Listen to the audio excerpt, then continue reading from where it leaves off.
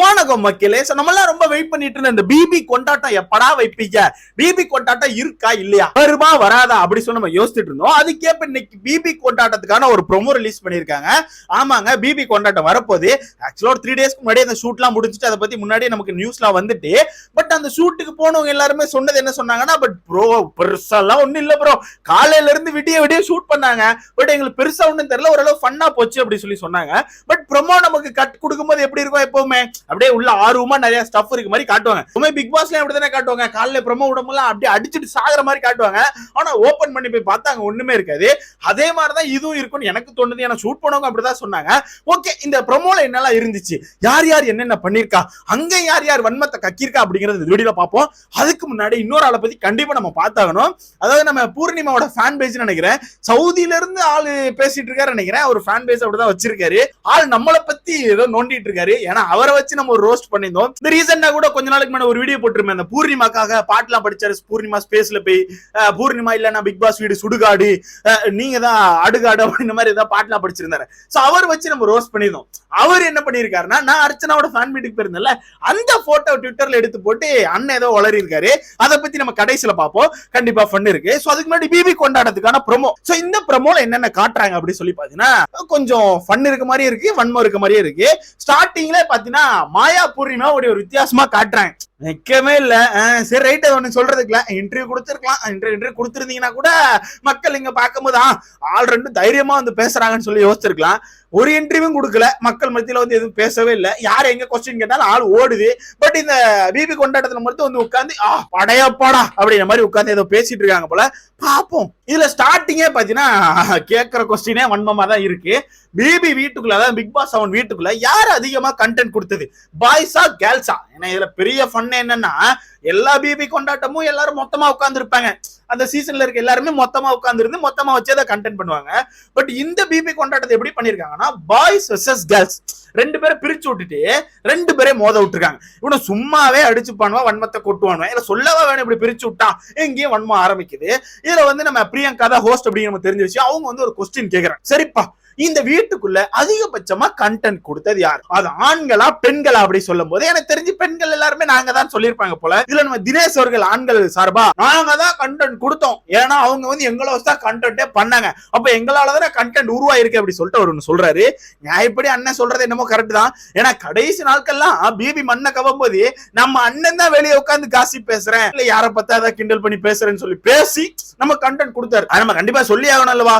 அதனால அண்ணன் சொல்றபடி பார்த்தா கண்டென்ட் என்னமோ ஆண்களும் நல்லதா கொடுத்தாங்க. பட் என்ன பொறுத்தவரை கேட்டா பெண்கள் தான் நிறைய கண்டென்ட் கொடுத்தாங்க. அது இந்த சீசனை பொறுத்தவரை உண்மை. சோ இல்ல மாயா வந்து ஆப்போசிட்ல இருந்து என்ன சொல்றாங்கன்னா, சும்மா இருக்கிற ஆளை வச்சு நான் கண்டென்ட் பண்ண முடியும், அதனால அவங்க எல்லாம் சும்மா இருந்தாங்க.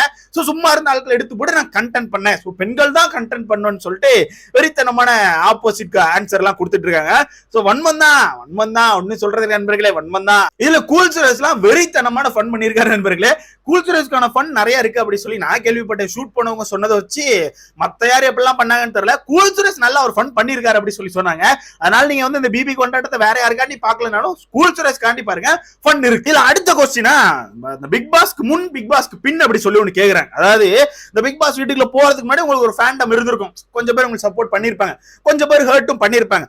அதை விட்டு நீங்க வெளியே, அதாவது அந்த பிக் பாஸ் வீட்டுக்கு போயிட்டு வெளியே வந்த பிறகு அந்த சப்போர்ட் அந்த ஹர்ட்லாம் எப்படி இருக்கு அப்படின்னு கேட்கும்போது பூர்ணிமா வந்து கூச்சமே இல்லாம ஒன்னு சொல்றாங்க நண்பர்களே.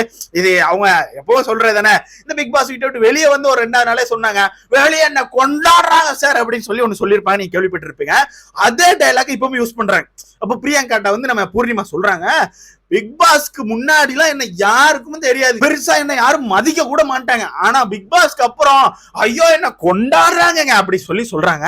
அந்த கொண்டாடுற ஆட்கள் எல்லாம் யாரா, அது யாருன்னு எனக்கு கொஞ்சம் பேர் தெரிஞ்சு போச்சு. இப்பவே இன்னும் அந்த ட்விட்டர்ல அந்த 2-3 தற்கூரிஸ் கிடக்காங்க நண்பர்களே. இப்ப நம்மள ட்ரோல் பண்ணிருக்காங்கன்னு சொன்னேன், அவரெல்லாம் அப்படிதான் இருப்பாருன்னு தோணுது. ஏன்னா என்ன பேசுறோன்னு தெரியாம பேசிட்டு இருக்காங்க. என்ன நடந்தாலும் நான் மாயா பூர்ணிமாக்கு தான் சப்போர்ட் பண்ணுவேன்னு சொல்லி பேசுற ஆட்கள்லாம் ஒன்னும் செய்ய முடியாது. இல்ல கூச்சமே இல்லாம கொண்டாடுறாங்களாம். ஐயோ அந்த கொண்டாடுற ஆட்கள் யாரா, நானும் பல மாசங்களா தேடிட்டு இருக்கேன், யாரா நீங்க எல்லாம் எங்க இருக்கீங்கன்னு சொல்லிட்டு ஆட்கள் தான் கிடைக்கல.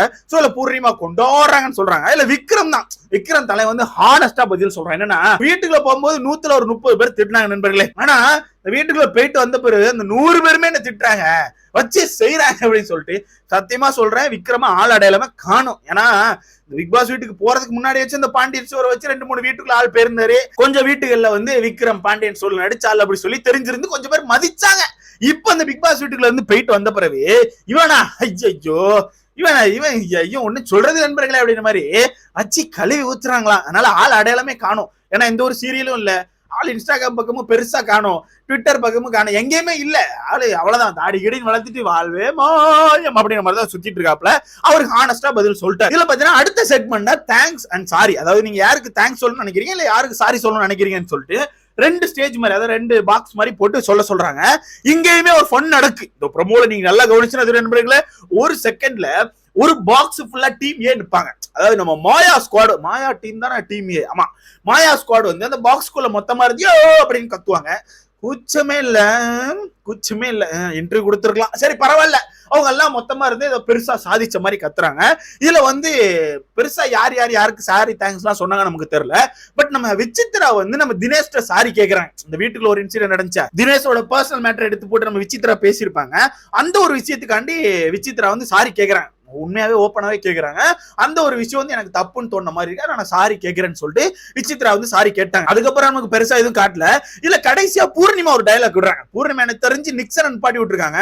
மேபி நிக்சனுக்கு தேங்க்ஸ் சொல்லியிருப்பாங்கன்னு நினைக்கிறேன். ஏன்னா அவங்க தான் கடைசியா ஜோடியா சுத்திட்டு இருந்தாங்க. சோ கண்டிப்பா தேங்க்ஸ் சொல்லி ஆகணும். அதனால அவங்க வந்து அவங்களுக்கு தேங்க்ஸ் சொல்லியிருக்காங்க.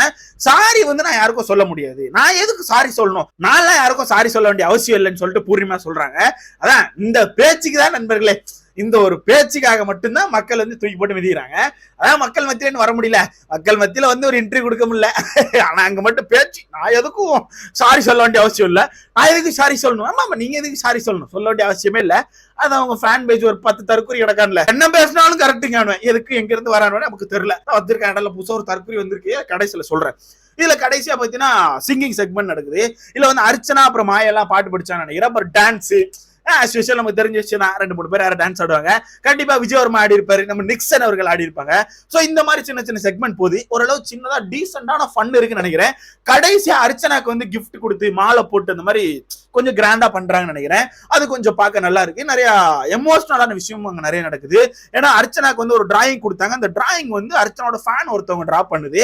பட் அவர் வந்து இறந்துட்டதா சொல்லி இது பண்றாங்க.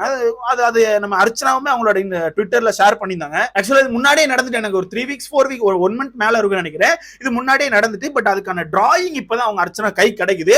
சோ அதை கொண்டு அவங்க கொடுக்குறாங்க. சோ அது ஒரு வித்தியாசமான நல்ல ஒரு செக்மெண்டா போகுது, பார்க்க நல்லா இருந்துச்சு. பட் இதுவும் நிறைய பேருக்கு வயிறு எரியும், இதுக்கும் என்னென்ன சொல்ல போறாங்கன்னு தெரியல.